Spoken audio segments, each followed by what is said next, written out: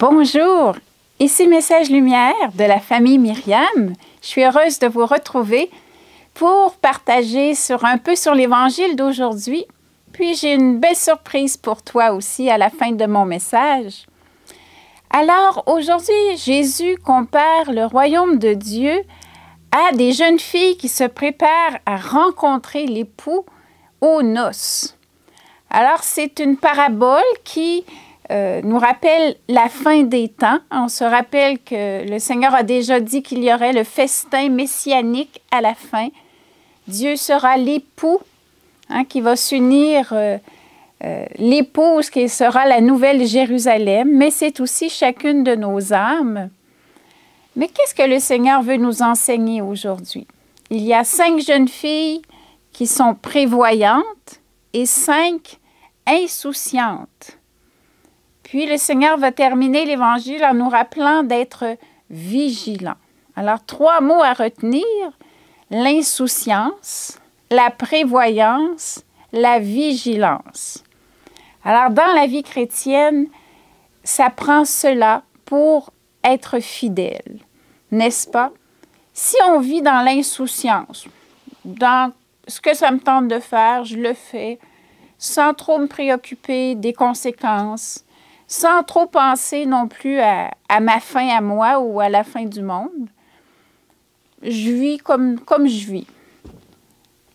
Je ne sais pas si je vais être prêt à la venue du Seigneur, si je vis dans cette attitude d'insouciance.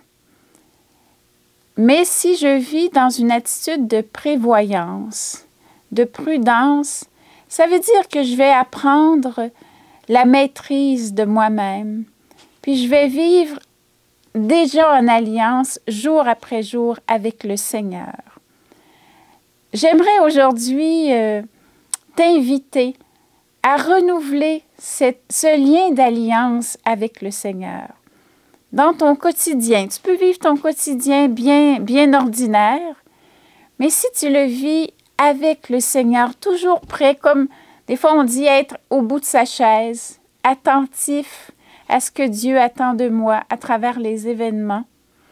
Saint Paul, je te renvoie à Saint Paul, la première épître aux Thessaloniciens, chapitre 5, versets 6 à 8, où il va nous décrire comment veiller finalement, c'est être rempli de foi, d'espérance et de charité à travers tout ce que j'ai à vivre. Voilà l'attitude qui fait que mon cœur va être prêt. Quand le Seigneur s'annonce, sortez à la rencontre de l'époux. Je suis prêt, je suis vigilant, je suis présent à ce qu'il attend de moi. Je réagis aux événements avec foi. Dieu me parle, Dieu est agissant. J'espère en lui, je sais qu'il est fidèle.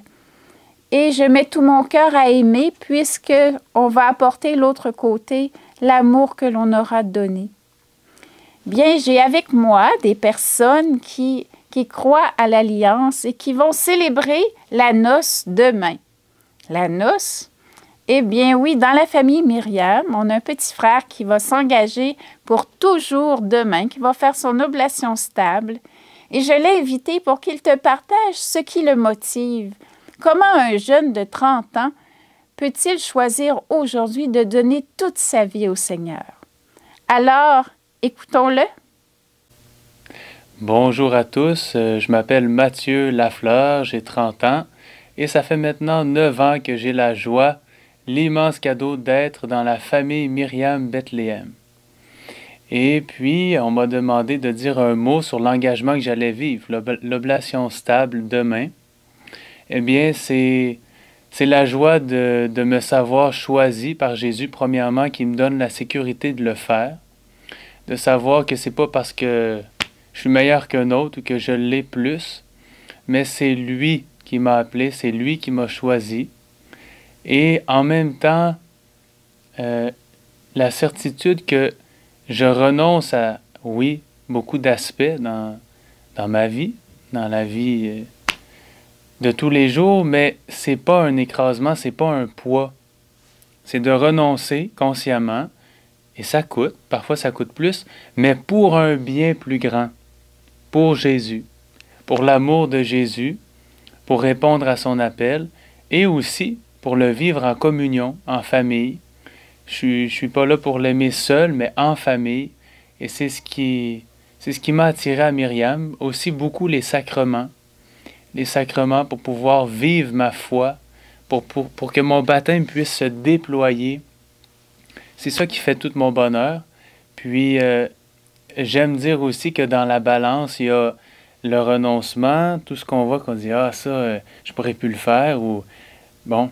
Mais la joie est toujours plus haute, plus grande, agrandie. Puis, à un moment donné, on en oublie tranquillement les renoncements, j'ai l'impression.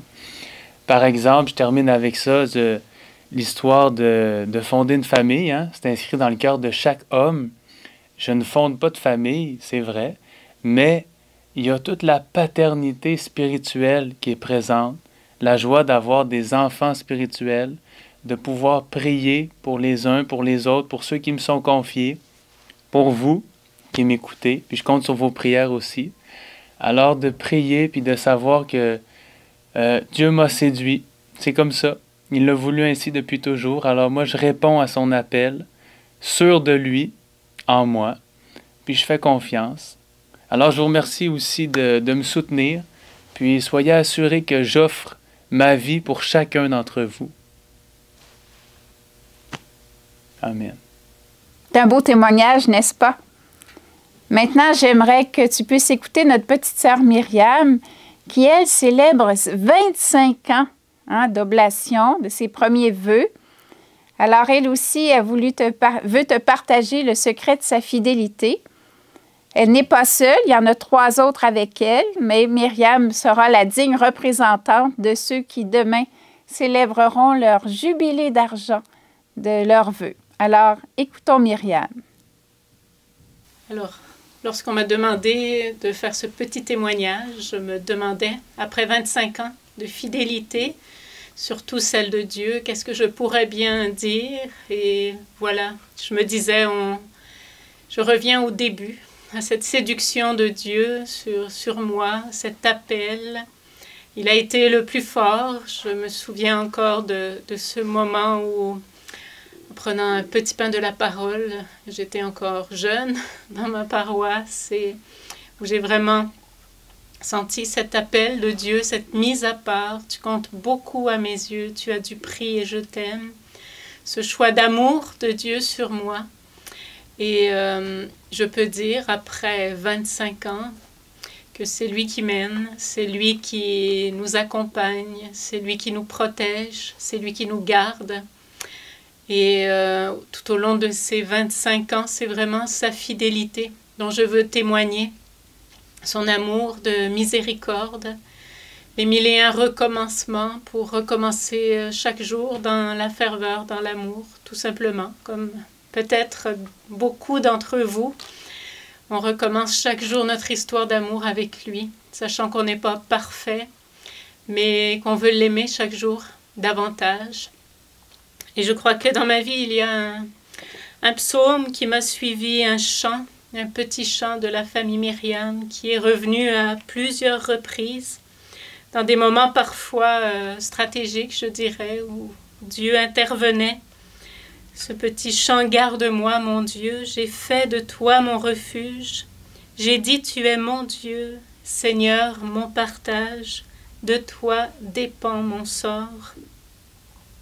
Je bénis le Seigneur qui me conseille. Même la nuit, mon cœur m'avertit. Je garde le Seigneur devant moi sans relâche. Il est à ma droite.